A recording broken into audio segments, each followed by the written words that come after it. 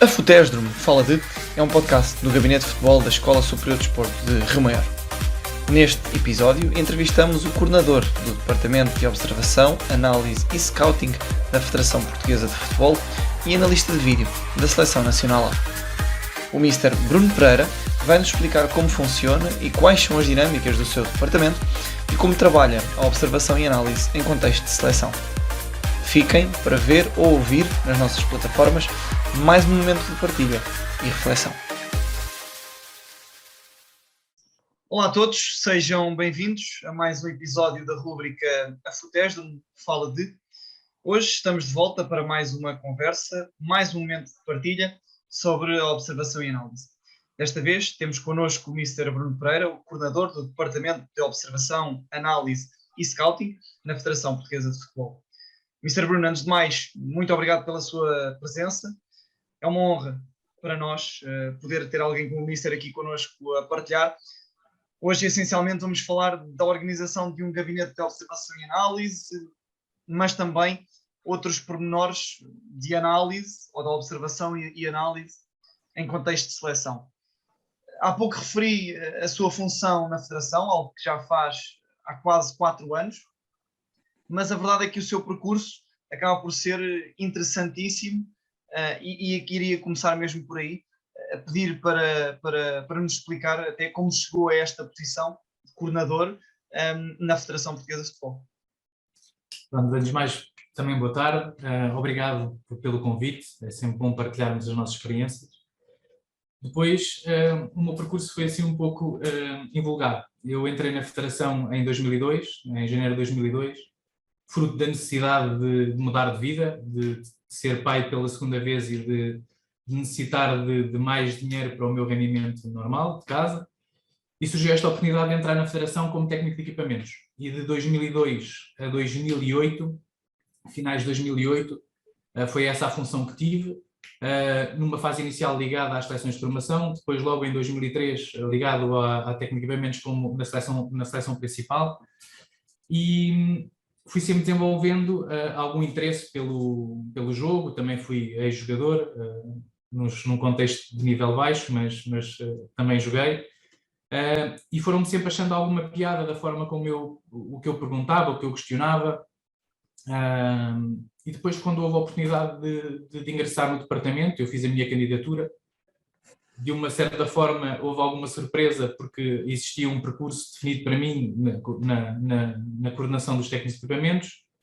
Eu entendi que precisava de mudar de ares, as minhas ambições também eram um bocadinho mais, e pronto, ingressei no departamento na expectativa de começar pelo futebol de formação, mas como estava o professor Carlos Queiroz no processo, e era ele o selecionador nacional, acabou por confiar em mim, e porque achou que podia ajudar o Julian, que era o analista que estava na altura, pronto, fiquei logo na seleção principal, e desde essa altura, desde o professor Carlos Queiroz, que estou nesta função.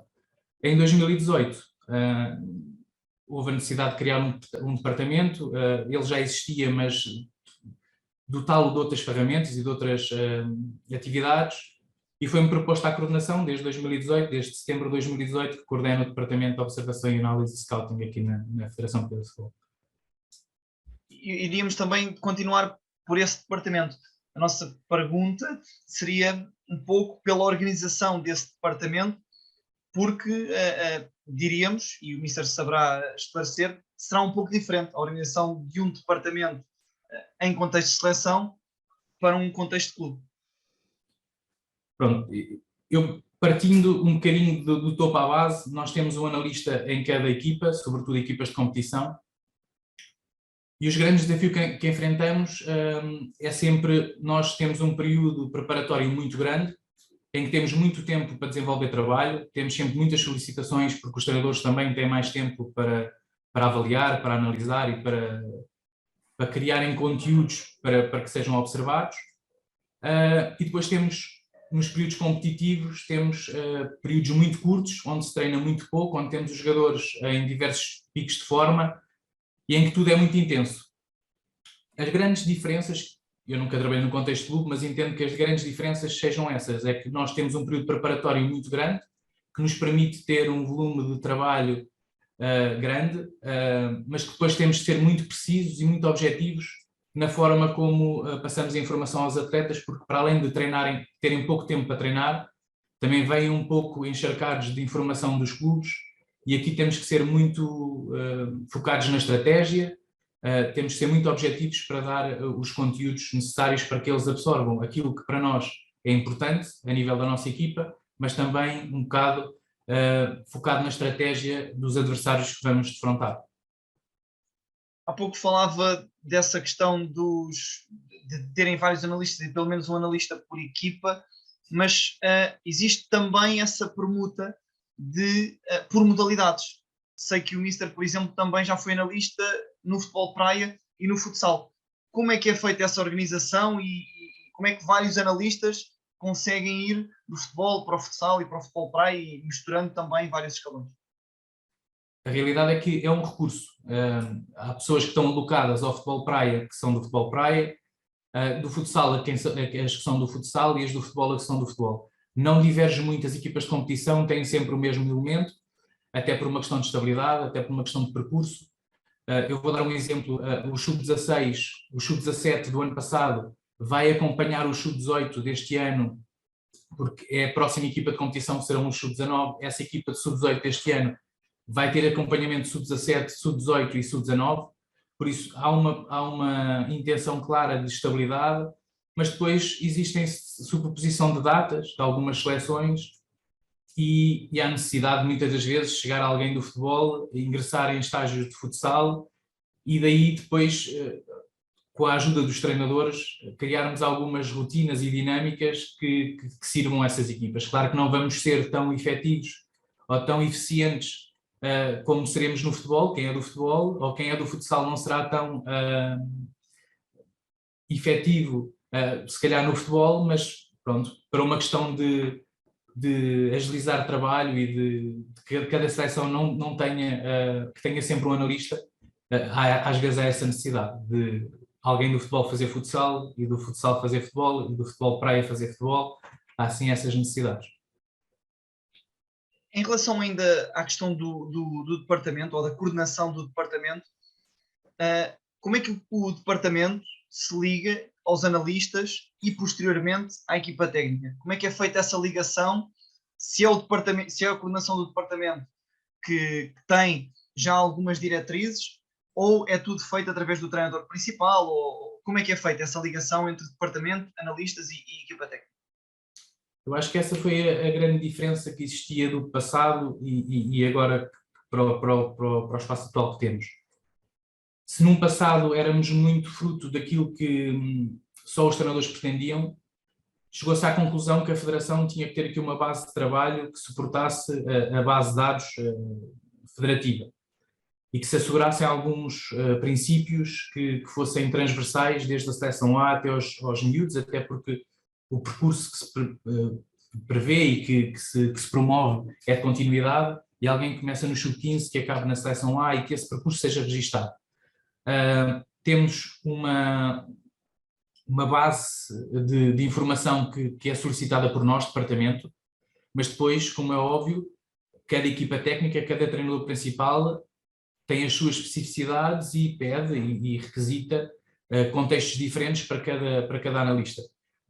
O Mr. Lima no sub-17 irá ter uma especificidade diferente do que terá o o evento no sub-19.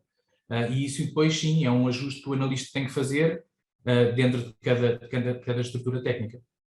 Mas há uma base definida que é um ponto de partida que todos têm que fazer. Depois sim, há uns ajustes, claro, tendo em conta aquilo que o treinador pretende, porque quem manda depois no fundo, em estágio, quem define, quem tem essa autonomia é o treinador principal. E o analista, sem dúvida, que tem que depois cumprir com essas necessidades.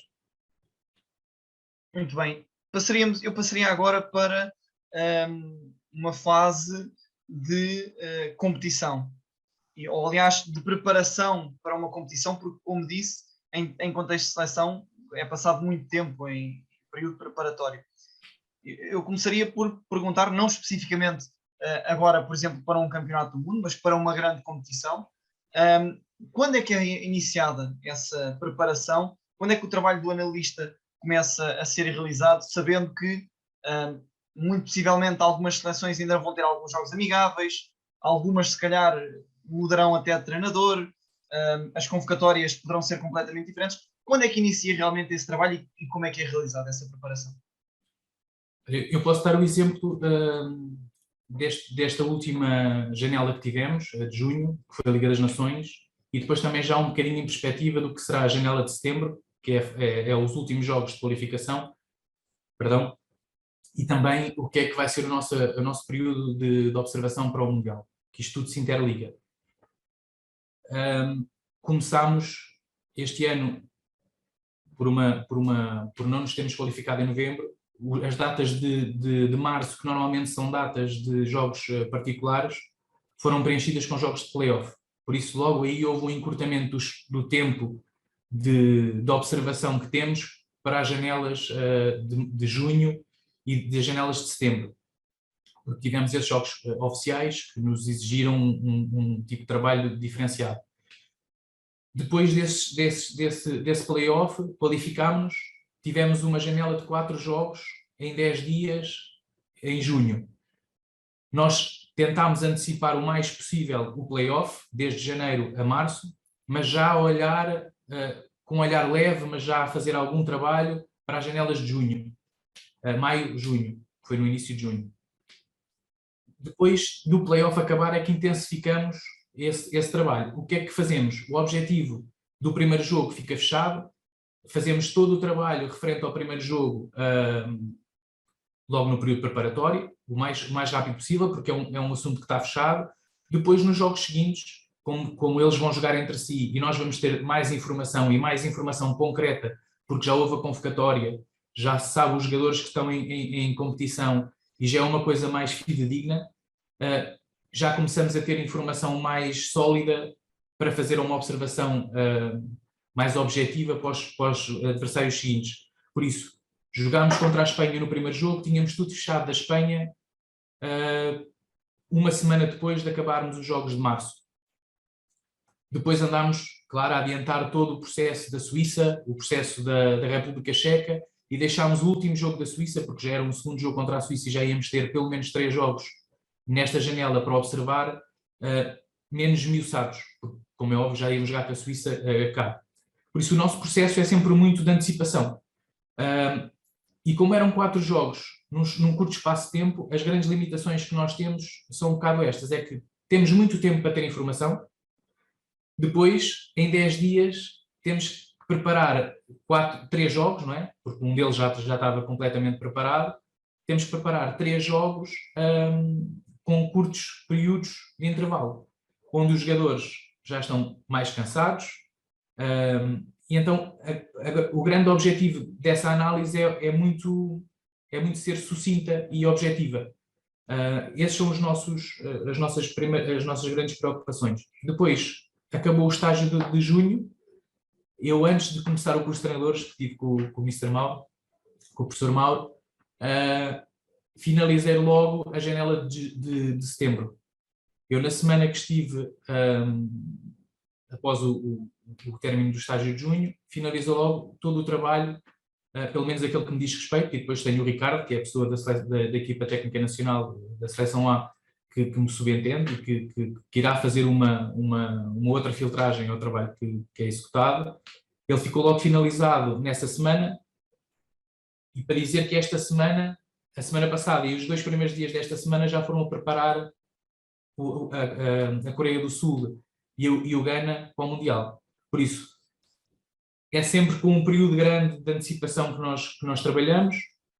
Ainda fica a faltar o Uruguai, mas o Uruguai, como é o primeiro jogo, vai acabar por ser, vai passar a faltar o Ghana, fiz o Uruguai e a Coreia. Como o Ghana é o primeiro jogo, vamos tentar fazê-lo mais perto da competição, para que estejamos mais identificados e que não haja um desgaste energético, digamos assim, de andar a ver uma equipa primeiro e depois esquecer porque andámos a ver outras. Fazemos sempre este ciclo de a equipa que vamos defrontar mais longe para a equipa que vamos defrontar mais perto. a ficar mais viva na nossa memória. Quando eu regressar de férias, que irá ser, agora eu irei de férias e irei regressar, irei-me agarrar, como é óbvio, com mais afinco ao estágio agora de setembro, que irão ser a Liga das Nações, mas sempre depois com o objetivo de ir preparando o Mundial que vamos ter em dezembro.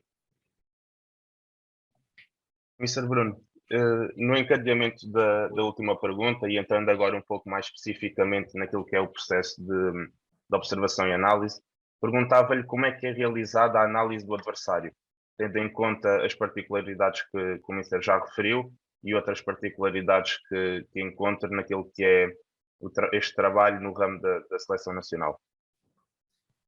Olha, para ser muito concreto, nós temos muito tempo no período preparatório, como dissemos, mas é um trabalho muito mais específico para bolas paradas, para coisas mais específicas.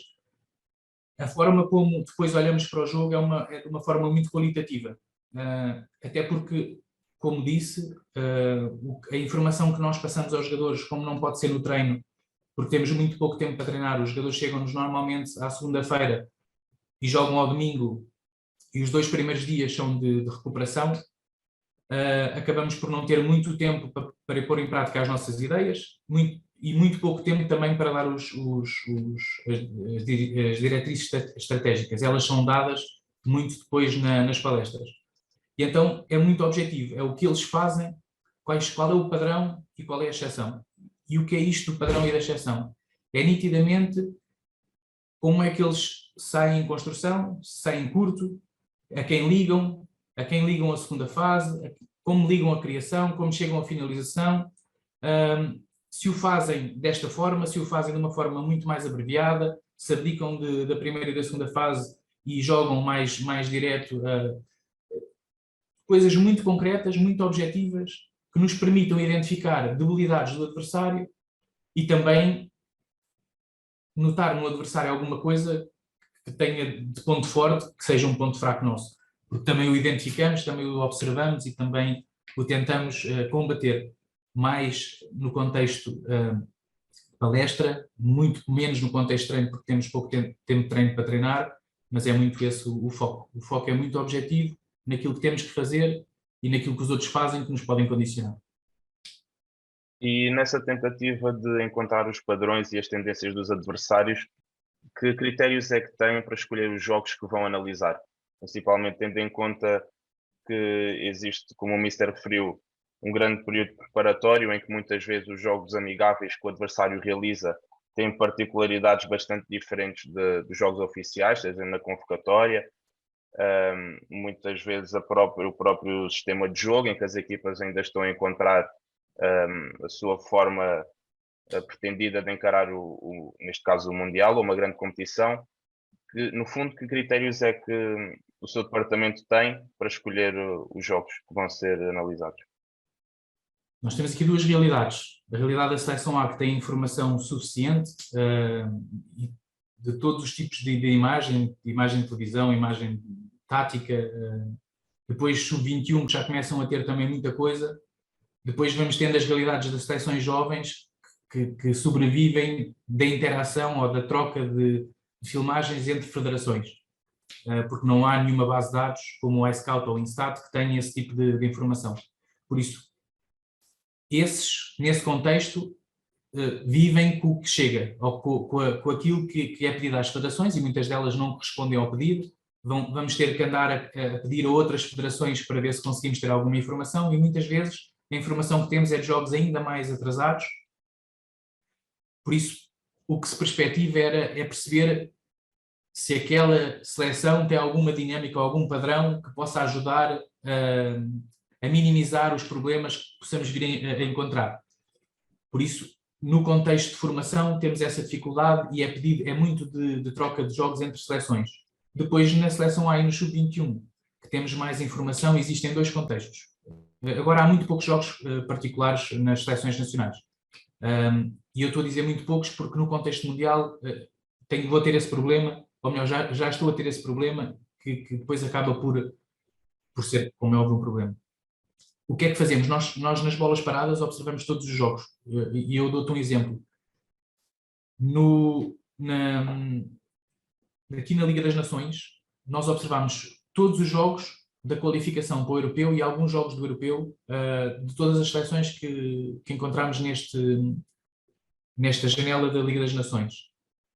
Deu mais ou menos 9 jogos por cada equipa, mas muito em função das bolas paradas, porque fazemos um trabalho com as bolas paradas, que é desenhamos todas as bolas paradas da equipa, ofensivas, onde depois escolhemos os jogadores de referência e fazemos o ponto de partida e o ponto de ataque da bola por intermédio de seta, não é? A camisolinha no ponto de partida, a seta para o ponto de ataque da bola e se conquistou ou se fez golo. Para depois, no final, esses 4 jogadores de referência, termos todos os cantos da direita, de batimento aberto ou fechado, todos os batimentos da esquerda, aberto ou fechado, e todos os batimentos curtos, de um lado ou do outro, como é que ele se comporta, as zonas de início e a zona de fim. Mas depois, como é óbvio, para a análise do jogo não vamos utilizar esses jogos todos, até porque o que nos interessa é perceber se nós jogamos numa linha de 4, que é o nosso caso, observar jogos que essas equipas joguem contra equipas que joguem também nas mesmas estruturas. Porque as dinâmicas são diferentes, os espaços são diferentes e interessa-nos sempre saber as dinâmicas, não é? Mas as dinâmicas muito mais direcionadas para aquilo que são os contextos parecidos com os nossos. Esse é um critério. O outro critério é, imagina, sem desprimor pelas equipas, mas o Gibraltar joga numa linha de 4 e uma Grécia ou a Sérvia joga com uma linha de 5. Eu vou preferir, como é óbvio, observar uma Sérvia. Se só tiver essa opção, eu vou muito mais observar uma Sérvia do que observar um Gibraltar. Mas o nosso foco é sempre equipas mais fortes, contextos que se equiparem a nível de equilíbrio de confrontos connosco. Por exemplo, agora, jogos com a Espanha. Interessou-nos ver, como é óbvio, jogos contra a França na Liga das Nações. Esses jogos mais equilibrados, em que equipas joguem de igual para igual com eles, e que causem os mesmos problemas que nós poderemos causar e que eles causem os mesmos problemas que nos podem causar também a nós. Muito bem, muito interessante. E fechando a pasta do adversário e olhando para a própria equipa, que tipo de análise é que é realizada? Da nossa equipa, por acaso, é um bocado mais a minha... Eu fico sempre com a equipa, o meu colega o Ricardo e o Rosário estão mais afetos ao adversário. Eu também tenho a participação no adversário, mas é uma participação mais inicial. Depois o Ricardo é a pessoa que define o traço final do adversário, depois, como é óbvio, filtrado ainda mais pelo Mister. Mas na análise de equipa, o que pretendemos é que a nossa identidade seja posta em prática, e se não está a ser posta em prática, o porquê. Depois, também o campo estratégico, no plano estratégico, o que é que delineamos, o que é que está a acontecer ou o que é que não está a acontecer em função daquilo que o adversário nos está a criar, porque às vezes perspectivamos que a coisa é de uma maneira, os passos vão aparecer de uma maneira e eles, contra Portugal, normalmente a tendência é baixar um pouco mais e haver menos espaços, às vezes nos sítios onde nós perspectivamos que há menos espaços, é depois fazer um ajuste, ou a tentativa de um ajuste àquilo que vai sendo a nossa observação no jogo. Eu depois estou em comunicação também com o João Carlos cá em baixo, e vai sendo muito essa a dinâmica que vamos tendo.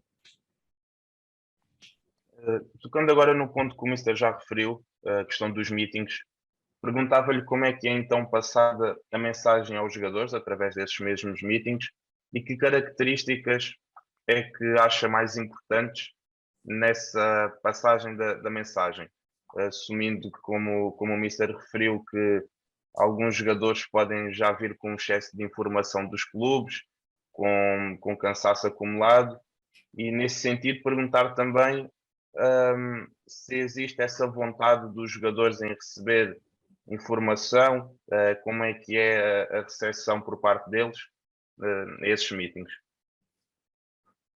Olha, para já eles vêm à seleção com um espírito também diferente. Eles vêm, como é óbvio, cansados, mas vêm com um espírito de missão diferente, porque vêm para o país deles, vêm representar o país deles, vêm muito receptivos. Mas eu daqui também saliento um bocadinho a capacidade de liderança e a capacidade de os envolver e de os chamar para os assuntos importantes que o Mr. Fernando Santos tem. E posso dizer que normalmente as palestras organizadas da nossa organização ofensiva e da nossa transição defensiva, no momento oposto do adversário, são sempre postos nestes contextos, e a nossa organização defensiva e a transição ofensiva noutra palestra, e tentamos sempre arranjar aqui estratégias de... Nós agora até adquirimos um flipchart interativo que ajuda a interagir de forma diferente com eles, para que seja mais fácil passar a mensagem. Mas depois era isto que eu estava a salientar do Mister. Ele tem uma capacidade muito forte de os envolver, de os fazer estar ligados, porque também fala muito em nós, daquilo que nós precisamos de fazer em função daquilo que o adversário apresentou como debilidade nas observações que fizemos, e muito aquilo que nós também temos que fazer para estar atentos àquilo que o adversário faz de bem, e é muito por aí. Há uma capacidade grande de chegar, mas também há uma vontade muito grande de receber por parte deles, porque sabem também que no campo não conseguem treinar tanto, não há tanto tempo para experimentar no campo, por isso há sempre essa receptividade maior. Muito bem. Passando agora ao período em que os atletas estão em competição pelos seus clubes, como é que é realizada a observação dos jogadores que estão na base de dados como possíveis convocados para a seleção nacional? Como é que é realizada a observação e a distribuição pelos analistas dessa mesma base de dados? Isto funciona também são dois mundos diferentes. Nas equipas de formação é muito a estrutura técnica nacional que vai acompanhando os atletas, que vai ao fim de semana vendo os jogos. Na seleção principal existe uma lista, uma listagem grande de jogadores, alargada de jogadores, que depois se vai filtrando, vai encurtando a malha à medida que vai se aproximando as convocatórias, e esses jogadores são observados todas as semanas, e não há nenhuma semana em que o mesmo observador veja o mesmo jogador duas vezes, para que as informações não sejam,